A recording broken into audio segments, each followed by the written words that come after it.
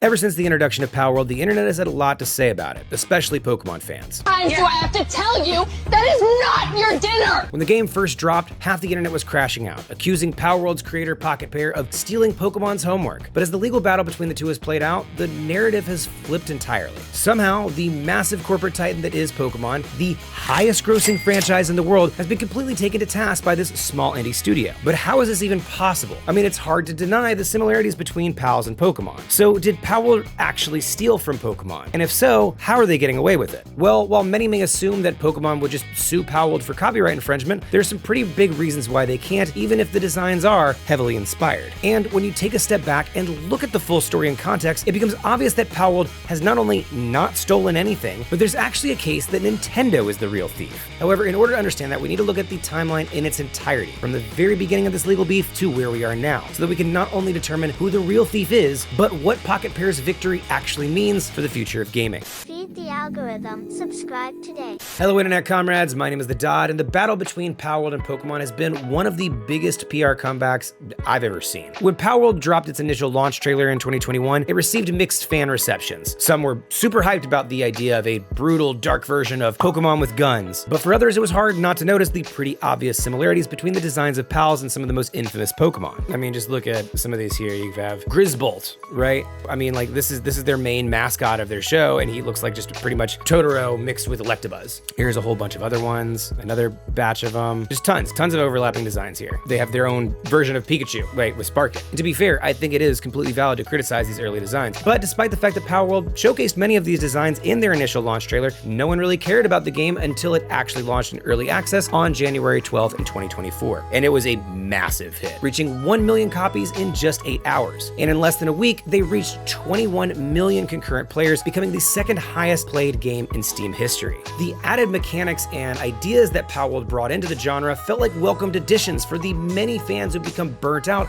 on Pokemon phoning in their games for the past 2 or 3 years. I mean, despite the financial success of both Pokemon Sword and Shield and Pokemon Scarlet and Violet, it's completely fair to say that the initial release damaged the brand. Both games were full of bugs and glitches almost to an embarrassing extent, where creators were making highlight reels of the worst glitches imaginable. It's one thing to release a buggy game, but yet again, this is the highest grossing franchise in the world. So why, for the love of God, isn't that financial success being invested back into the game? And this isn't just speculative either. We know this. The development budgets for Scarlet and Violet and Pokemon Sword and Shield were leaked in the recent Terra Leak. The development budget for Sword and Shield was only about 16.4 million, and Scarlet and Violet was 28.1 million, which is tiny compared to most AAA games. However, Pokemon Sword and Shield made about $1.5 billion in profit, and Scarlet and Violet made about $7 billion. So despite the criticism that they've received, Nintendo has been financially rewarded for their lack of innovation. But now, for once,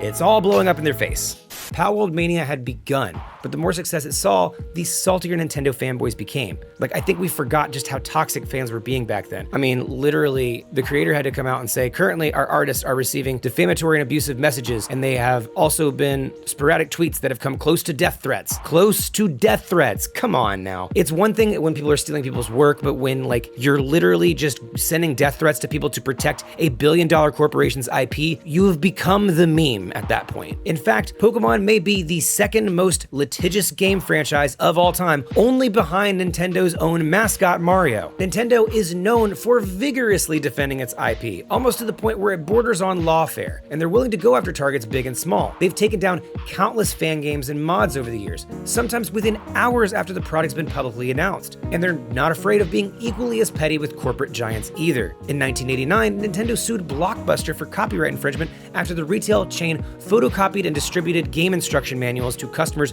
renting NES cartridges at their store. That's right, not even for the games, just the instruction manuals so that people renting those games would know how to play them. In Nintendo's defense, which is something I don't do a lot, defending their IP is something that's been ingrained in them since the very beginning. You see, early in Nintendo's career, Universal, yeah, that Universal, actually actually tried to steal Nintendo's early Mario momentum, claiming that Donkey Kong was a ripoff of King Kong, which they claimed to own. King Kong was one of Universal's biggest IP, but they ended up losing that legal battle once they proved to actually show the documentation that they owned the rights to the character. And in doing so, Universal lost one of the biggest IP of all time. And while Nintendo was certainly grateful to survive the legal battle, it showed them what could happen if they aren't careful with their IP. So it comes as no surprise that it only took a few days after Palworld's launch for Nintendo to issue a statement. We have not granted any permission for the use of Pokemon's intellectual property or assets in that game. We intended to investigate and take appropriate measures to address any acts that infringe on intellectual property rights related to Pokemon, which only stirred the pot even more, especially because nothing about Pokemon is truly original in the first place. I beg your pardon? If you watch my video on why Pokemon games always suck, then you probably heard of this. And if you haven't, it'll probably be up around here somewhere.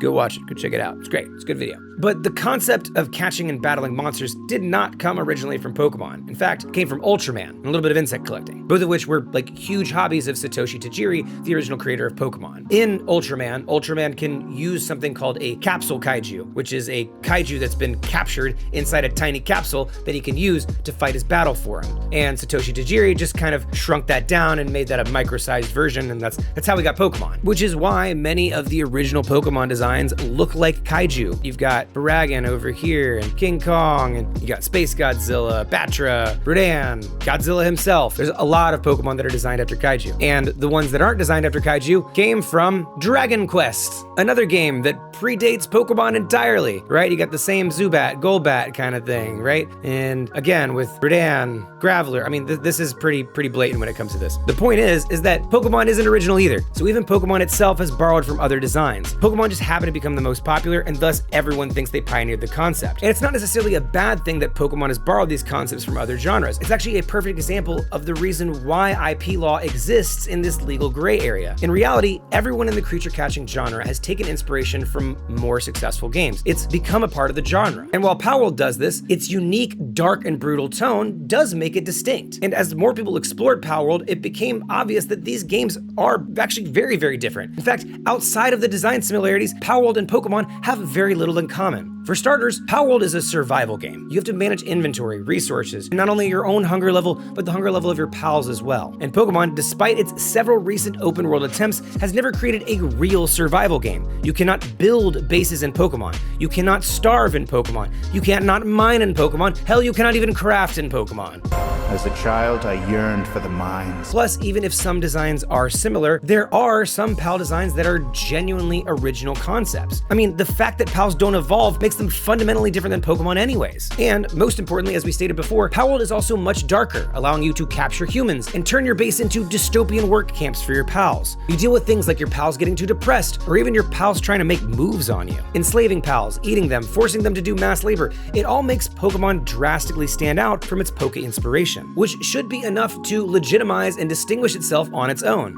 Palworld may have copied Pokemon's homework, but clearly they changed it up enough to make it their own. But in reality, Pokemon has always benefited from the packaging of Pokemon with guns, rather than the truth of what it really is, a Timu arc. But despite these differences, which were obvious to anyone who played it, even in early access, the mere accusation of theft initially looked like it was enough to kill the Palmania. The initial hype of the game had begun to slope, plus the ongoing controversy fatigue led to the player count dropping from its peak at just over 21 million to a little over 44K by March of 2024. Yet even with the viral hype behind them, Sony, Nintendo's biggest competitor, still saw the opportunity. You see, Sony has always been behind Nintendo, and mostly because they didn't have a massive merchandise-pushing franchise like Pokemon of their own. But Palworld could change that, and with a potential legal battle looming, Palworld could certainly use the financial support, which is why on July 10th, 2024, only 6 months after Palworld's launch, Pocket Pair officially teamed up with Sony Music Entertainment and its anime-producing subsidiary, Aniplex, to create a brand new joint venture called Palworld Entertainment, specifically to expand the brand further with things like trading cards, anime, and spin-off games, which may actually be the first thing they stole from Nintendo. See, another thing I discussed in that same video about why Pokemon games always suck that I was talking about earlier was the structure of Pokemon. Essentially, what you need to know is that the ownership of Pokemon on paper is split between 3 different companies: Nintendo, Game Freak, and Creatures Inc. The idea behind this structure essentially is to keep Pokemon independent, so no one really owns it, even though Nintendo really does. Nintendo can help fund it and provide legal protection, while Game Freak, the game's original creators, focus on making the games and developing the franchise as a whole, while Creatures manages everything else, from the trading cards to the anime, merchandise, everything there. Which is exactly what Sony is doing with Pocket Pair and Palworld Entertainment. It's literally the same operational blueprint that Nintendo used to turn Pokémon into the retail giant that it is, and ensures that the multimedia merch machine can run uninterrupted while the legal battles continue. And getting that merch money is pretty vital, that is if they're trying to match Pokemon's model. Merchandise sales make up 66 to 68% of Pokemon's total revenue, not the games. So creating Palworld Entertainment gave them a much needed financial advantage, and they were certainly going to need it since Nintendo eventually made good on their threats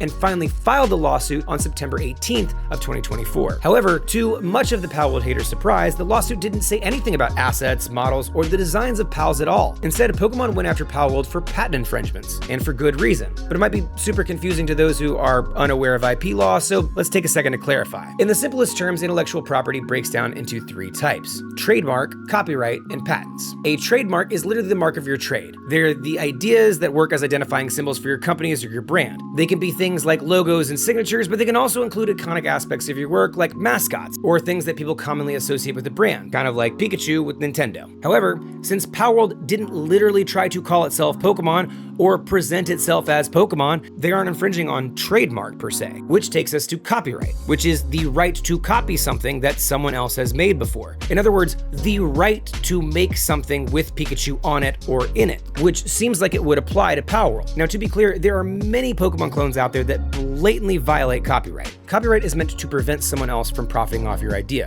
through deception. However, it doesn't protect the general concept itself. They can prevent someone from putting Pikachu in a game, but they also can't stop someone from making a game with a generic electric rat in it, for example, like Sparkit and Palworld. And that's because the copyright does not protect the vague concept of an electric rat, it protects Pikachu, which is why copyright cases based on visual similarity are notoriously difficult to win. Pokemon would have to legally define what is and isn't a Pikachu, which would define exactly how close a studio can get to a Pokemon design without breaking the law. It would also give Palworld's lawyers a chance to dissect Pokemon's own character design, where they could argue that many Pokemon are just modified versions of real-world animals, or mythological creatures, or pre-existing monsters, or sometimes just literal animals. Looking at you, Flamigo. Like, take the Cinderace versus Veridash example, right, that everyone kind of points out. Actually, Cinderace, funny enough, has the best chance of getting sued by the Pokemon company. This is a complete carbon copy. In order for them to argue this in court, they would have to argue that long legs and long feet are what define Cinderace as Cinderace, and not the fact that he's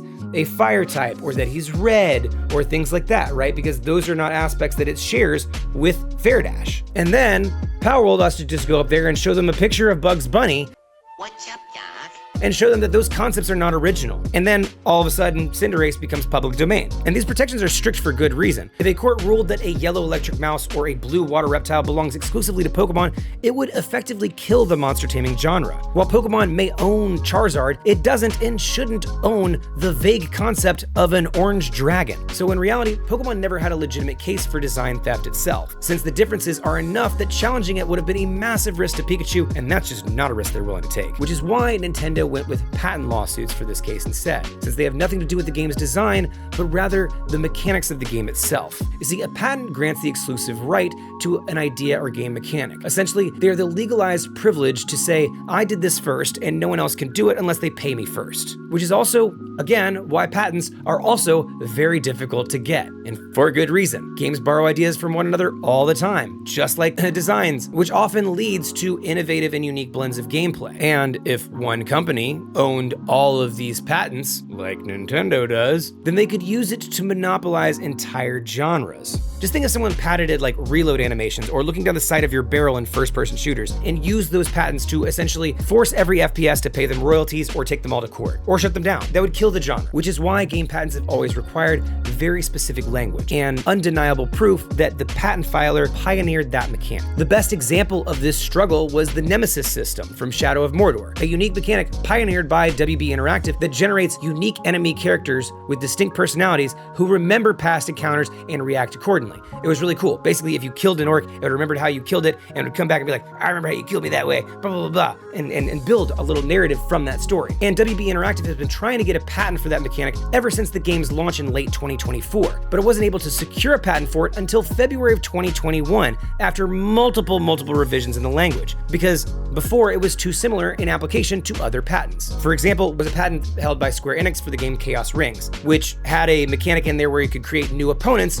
based on your online multiplayer battle outcomes, which is still very different, but close enough for the patent office to reject. My point is that they have to be very specific, and they can't be even remotely close to something that already exists out there. However, Nintendo has had much better luck with patent cases over the years. In 2017, they sued a Japanese mobile developer over patent infringement for using touchscreen joystick controls, something that literally any mobile game uses. But clearly, Nintendo didn't invent the on-screen joystick. People have been making games on touchscreens and Blackberries years before the Nintendo DS even came out. The problem was that developers in 2011 and those that were working on the Blackberries simply didn't have millions of dollars to hire corporate legal teams to register the international patent. Nintendo simply had the capital and bureaucratic speed to formalize the paperwork first, and Nintendo uses this advantage to completely abuse the patent system. Nintendo has a total of 8,541 patents globally, out of which 6,990 of them have been granted. And of these patents, over 75% of them are active, most of which contain fundamental mechanics of most games. They have patents from everything from Z-targeting to arrows pointing to targets off-screen. They even have a patent for the D-pad, and they file those patents constantly and defensively, so they can essentially maintain the intellectual monopoly over the basic mechanics of games like they claimed to protect everyone else from. If Nintendo wanted to, they could probably find patent infringement in most modern games today, which means they're actually using their legal authority much less than they actually could. But when they do use it, it is full scorched earth. In the case against that mobile developer, they won in a lawsuit for $21 million, completely crippling that developer's ability to operate. So it makes sense that they would try to do the same with Palworld. But what's surprising is the giant legal behemoth that is Nintendo's IP department has been getting their ass kicked by this little indie studio. However, it makes a lot more sense when you look at the patents. The initial lawsuit alleged that Palworld violated 3 of Nintendo's patents, including one for aiming and throwing a sphere to catch a monster in a 3D field, throwing a sphere to initiate combat using a captured monster, and a mechanic for summoning a rideable mount, all of which they registered in the summer of 2024 after the early access to Palworld was released. This led Pocket Pair to respond with a statement just a month later pledging to fight the case, citing obvious examples of games that use those same mechanics. But at this point, nothing could slow down Palworld's momentum. On October 2nd, 2024, Pocket Pair announced a partnership with PUBG publisher Krafton to create a mobile version of Palworld. More importantly, they also started rolling out updates to Palworld that changed the mechanics of the game. In December of 2024, Palworld drops a patch that deploys patch v3.11, which alters the PAL summoning mechanic so that your pals are summoned right next to you without throwing the ball, which allowed them to keep the summoning mechanic without technically infringing on Nintendo's patent, since they were no longer throwing the creature to summon them. However, Nintendo was hedging its bets. In that same month, Pokémon gained approval on 3 new patents that their legal team fast-tracked specifically for their fight with Palworld. These included mechanics like using a sphere to catch a wild monster, switching directly between a land-based and flying mounts, as well as the concept of trading items between 2 players in general, which is wild because those mechanics are vastly different in these games. Like, you cannot trade items directly in Palworld, and you can only trade pals through a shared pal box, which feels like a glitch more than really a feature, right? It's not like, it's weird. Well, Pokemon also doesn't offer direct item trading, but you can trade items through Pokemon holding items. So by this point, it's obvious that Pokemon's lawyers are getting desperate, which made Pocket Pair even more confident about things moving forward, despite the entire weight of Nintendo's legal team against them. In May of 2025, Pocket Pair released a patch to 0.5, which delivered a second preventative update to evade the riding patent by completely removing the ability for pals to glide, replacing it with a generic mechanical glider, which was a clever play, specifically because the game that Nintendo cited as pioneers for that flying mechanic was Legends of Arceus, which had the player hanging underneath a Hisuian Braviary, not riding on top. And while you have the ability to ride on top of your flying mounts in Palworld, the patent that Nintendo was printing was for how they were flying in Legends of Arceus. So they could avoid this lawsuit entirely by just keeping the flying mounts the same, but making this one small change to the gliding mounts, and they're still within the patent. However, at this point, Nintendo is keeping close eye on them, even on their updates, and actually even went to amend the language of the patent a month later to make sure that the content was still within the infringing territory. The problem is, at this point, with all of the patches that Palworld has made, Nintendo's legal chances were looking slimmer and slimmer, and the more Pokemon pursued Palworld, despite the changes Palworld was making, the more obvious it became who the real villain was here, which only increased Palworld's popularity. By February of 2025, they hit 32 million cumulative players, and then received another 700 increase in player count after the Tides of Terraria update in June of 2025. Pocket Pair also secured a master toy partnership with global collectible manufacturer The Loyal Subjects for a multi-wave rollout of premium figures, plushies, and articulated vinyl action toys in September of 2025. And at that point, it was clear that Pokemon was losing the popularity contest. Palworld seemed unstoppable, and it seemed even more so after Pokemon launched Pokemon ZA in October of 2025 to pretty critical reception once again. But instead of going back to the drawing board and trying to make the games better, Nintendo's lawyers decided to pull another trick. In November of 2025, they tried to reframe the scope of the lawsuit so that it wouldn't apply to the current version of Palworld, but rather exclusively to the previous versions. And while that sounds like that could have been the nail in the coffin for Palworld, right? Since, you know, they can't update their way around it, this is where everything actually fell apart for Nintendo. The reduced scope meant that the only things that they could actually get back from them were financial losses, and they could only recoup it for the time that they were infringing, which meant that they could only take it for a very, very small window of time. And while it was a smart move given their situation at this point, they're also legally admitting that the current version of Palworld doesn't infringe on their patents. If Nintendo's intention was to take Palworld offline with an injunction, now they can no longer do that since their complaints do not apply to the current version. Now, not only has Palworld taken a page out of Pokemon's own playbook, but its public perception as the victim as well. And not just with the fans, but the patent offices too. The US Patent Office rejected Pokemon's character summoning patent, saying that the concepts lacked an innovative step, before citing countless examples from other games that use similar mechanics such as Persona and Digimon. Then just 3 weeks later, the Japanese Patent Office rejected Palworld's patents for touchscreen joysticks, very similar to the ones that they used against their mobile developers, which the JPO also claimed offered nothing technologically original, and even cited a YouTube video from 2013 from the fan game Pokemon Generations. And that last rejection really pissed Nintendo off in particular. I mean, they were using fan games against them. They completely crashed out in the appeal, telling them that the examples that they were using infringed on their own copyrights. The problem is, this isn't a copyright case, this is a patent case. It's exclusively a matter of whether or not these concepts existed before, and the video proves that they did, which is why the JPO responded to the rejection with extra sass. Patent Office came back with a Tommy gun saying this argument has no bearing on determining whether or not this is an innovative step. You can be mad all you want, that doesn't make this step any less innovative. But if Nintendo wanted to talk about copyright infringement, accuracy should take precedence. In that case, it continues that the notice would have to be cumbersome and use descriptions as an object such as an object in the form of a small animal instead of a Pokemon, an object in the form of a boy wearing a red cap instead of Ash, an object in the form of a small yellow animal instead of Pikachu, an object in the form of a green animal instead of Bulbasaur, a spherical object with a red upper half. However, continues the patent, even with such repeating phrases, the logical structure of the grounds for refusal remains unchanged. Ouch.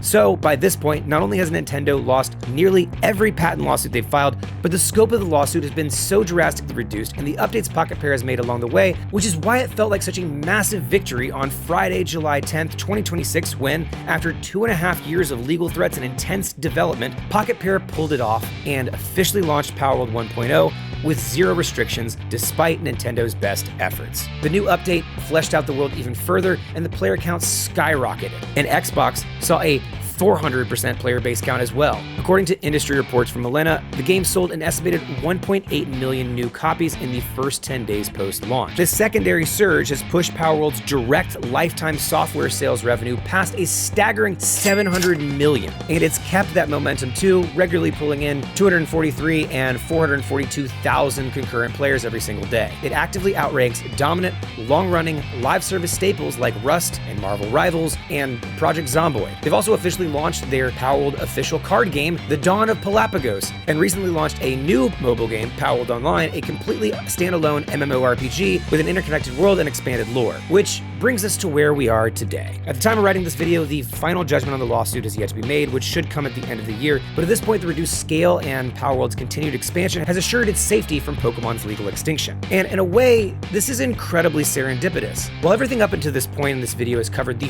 full timeline of everything that's happened, there's one part of the timeline that we neglected to cover, and it's kind of the most important point, because it explains why Palworld did this in the first place. Before the launch of Palworld, before the idea of Palworld was more than a twinkle in the eyes of its creators, specifically back when the CEO of Pocket Pair was getting his start in the industry, which ironically was with Nintendo.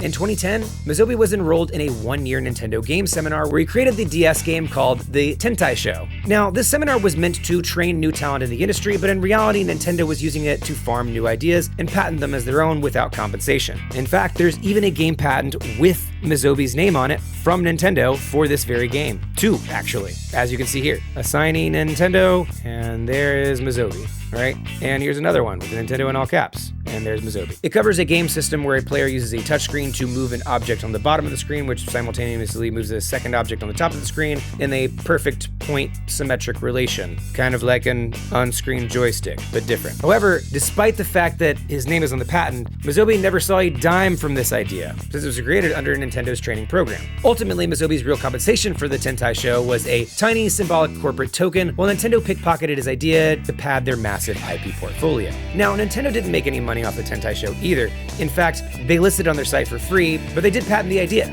They did create ownership over an idea that they didn't create. That said, Mizobi didn't seem too bothered by it. In fact, he claims that it taught him a very important lesson that he discussed during his interview with GameFile. Quote, "I always think to make new things is very hard. In game development, of course, sometimes we have to do it. But as much as possible, I try to avoid creating new things." And we saw exactly what he meant with his first game, Craftopia. And Pocket Pair was never really shy about it either. Literally, in the description for Craftopia on Steam, it reads, "Craftopia is a brand new multiplayer survival action game made in Japan. We combined many features we find enjoyable, such as hunting, farming, hack and slash building, and automation to develop this game." Now, I'm not saying this to heroicize Pocket Pair anyway or let them off the hook. I mean, you can tell that the creator's general attitude towards making new things definitely lends itself to a more generic game. There are aspects of Palworld that feel lazy, rushed, and sometimes just plain sloppy. But the beauty of Palworld doesn't actually come from the game itself. It comes from the way that it's challenged Pokemon and Nintendo at large.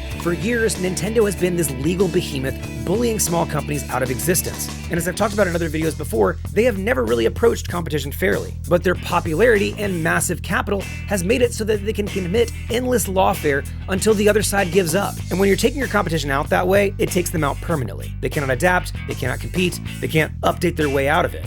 Unless you're Palworld. So for generations, that's allowed Pokemon to pretty much monopolize the creature capture genre. Sure, some competitors have existed, but when you look at the genre as a whole and you compare it to, like, say, the first-person shooter genre, it becomes abundantly clear just how polarizing Pokemon is in these kind of games. So the fact that Pocket Pair, this tiny little company made by a disenfranchised Nintendo employee whose patent was stolen from Nintendo, was able to take down the legal monolith that is Pokemon's intellectual property, is truly what makes it special. And the more petty and pedantic Pokemon has become, the more obvious that the legal defense of Palworld is not only justified, but a necessary fight to ensure the existence of the monster-catching genre outside of Pokemon's monopoly. Not to mention that it is just a welcomed challenge for Nintendo. While Pokemon claims that the very existence of Palworld is damaging to their reputation as a brand, ironically, their defense of that brand has done more to damage their reputation than anything else. Their actions have made it blatantly obvious what kind of company Nintendo is, turning Palworld into the David to their Goliath, and dealing Nintendo one of the most embarrassing legal losses in gaming history. By refusing to let these plutocrats legally gatekeep entire genres, Pocket Pair has proven that true power lies with the community cultivated by great creators. We hold the real leverage, not the lawyers. Anyways, that's all I got for this video. Thank you guys so much for tuning in. If you liked the video, be sure you're subscribed. Let me know what you think in the comments. What do you think? Did Palworld steal from Pokemon? Is there something in this thing that I missed? Let me know what you think in the comments, or at me on Twitter, Blue Sky, Instagram, all the things. You can find me all the places. I'm there. Thank you guys so much for tuning in, and we'll catch you next time. Peace.